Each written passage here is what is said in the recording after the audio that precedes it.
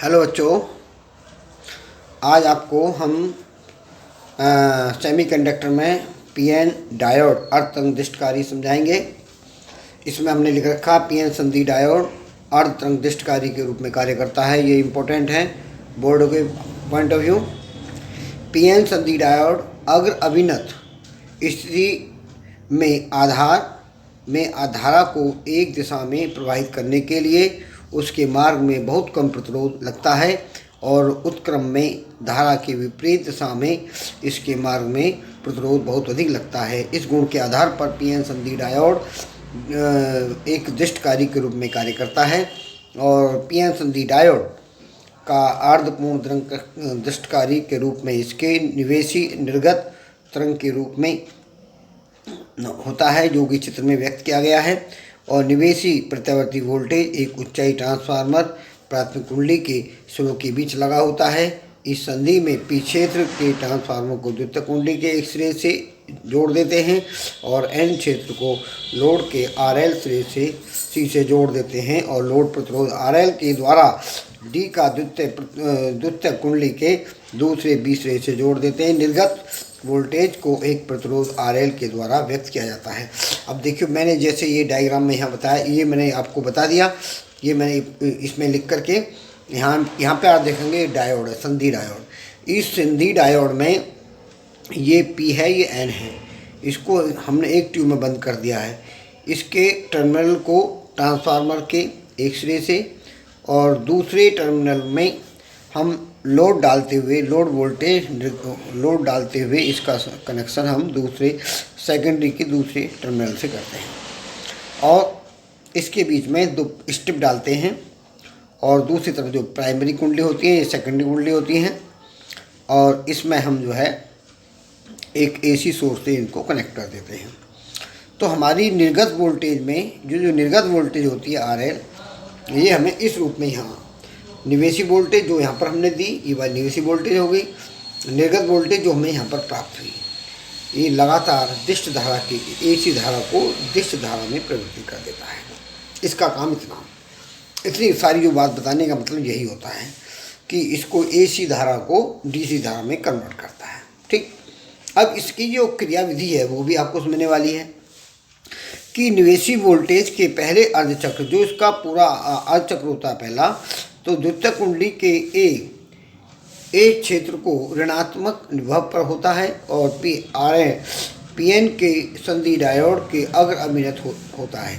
तब इसे हम से होकर के प्रवाहित धारा इस प्रकार लोड प्रतिरोध आरएल और धारा से चक्र में द्वितीयक कुंडली के ए से बी सिरे की सापेक्ष ऋणात्मक स्थिति में होता है और पी क्षेत्र का डायोड ऋणात्मक होता है। तो धनात्मक विभव पर वह थोड़ी सी दूरी पर थोड़ी देर में धारा के एक दिशीय स्पंद व्यक्त करता है, जो हमें ग्राफ के द्वारा दर्शाया गया है।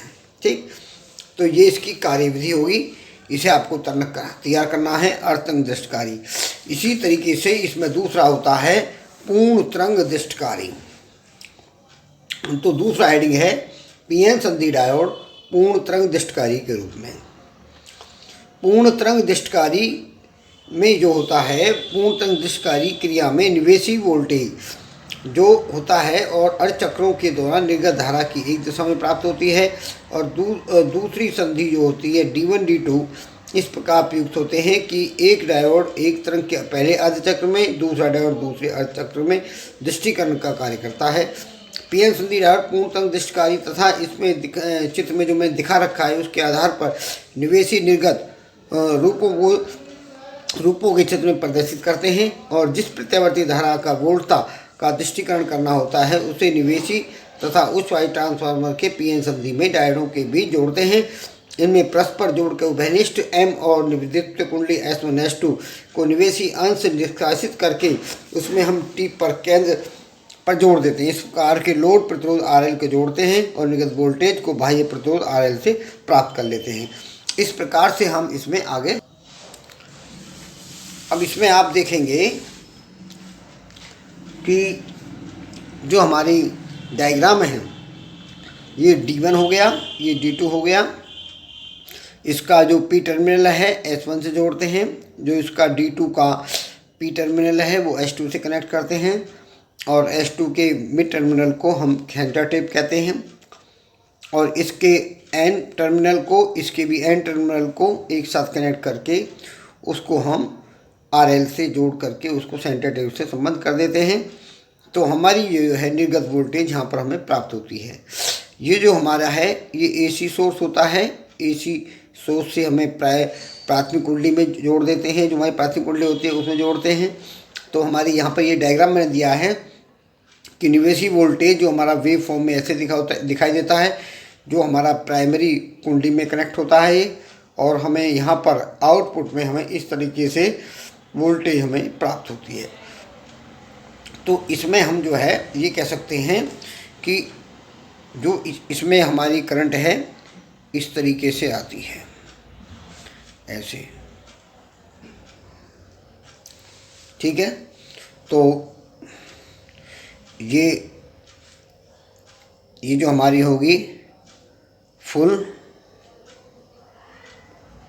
Wave rectifier. अब देखेंगे निवेशी जो कार्यविधि है। निवेशी वोल्टेज पहले अर्ध चक्र में जब द्वितीयक कुंडली का ए सिरा मध्य बिंदु के सापेक्ष धनात्मक और बी सिरा जो मध्य बिंदु के टी के ऋणात्मक होता है, तो संधि डायोड D2 को हम अग्र अभिनत कहते हैं। इसकी धारा की जो प्रवाहित होती है, और इसमें संधि डायोड D2 उत्क्रम अभिनत का काम करता है, और D-गम जो है अग्र अभिनत का कार्य करता है। इस पर धारा परिपथ में बहने लगती है। और जब निर्गत वोल्टेज निवेशी वोल्टेज के आधे अर्ध चक्र में ट्रांसफार्मर जो T के साथ ऋणात्मक और B का धनात्मक होता है, इसमें इस समय संधि D2 उत्क्रम अभिनत और इसमें धारा नहीं बहेगी, जबकि D2 संधि डायोड अग्र अभिनत होता है, और इसमें प्रवाहित धारा होने लगती है, और D2 में लोड पड़ने पर RL में C से D की ओर बहती है, जिससे निर्गत भाव प्राप्त होता है। इस प्रकार से इसको आपको याद करना है, इसे तैयार करना है। इसके बाद इसमें आगे हम स्टार्ट करेंगे। आज के लिए इतना ही काफ़ी है। ओके।